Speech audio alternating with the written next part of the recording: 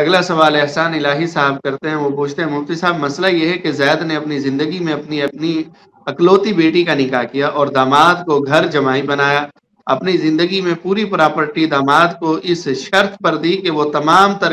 گھریلو ذمہ داری نبھائے گا، لیکن بعد میں زید کے ہاں ایک بیٹی اور پیدا ہوئی،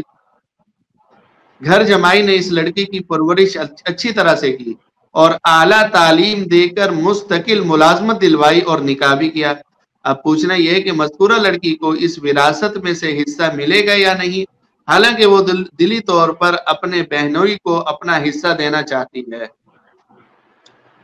دیکھیں انہوں نے یہ وضاحت نہیں کی کہ والد صاحب نے جو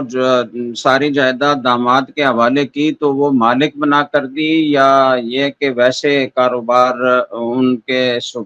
یا جو پراپرٹی ان کے سپردگی کے انتظام وہ چلائیں؟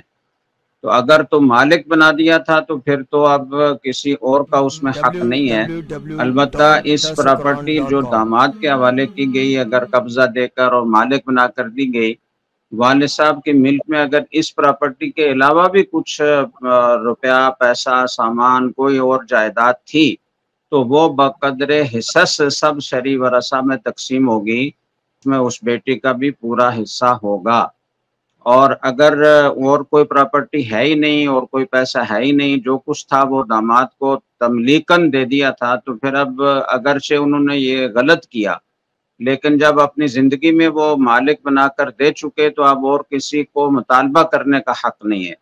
البتہ بہتر ان کے لیے یہ ہے کہ اس بیٹی کو بھی وہ حصہ دیں تاکہ ان کے والد صاحب بھی گرفت سے بچیں اور بیٹی کا بھلا بھی ہو۔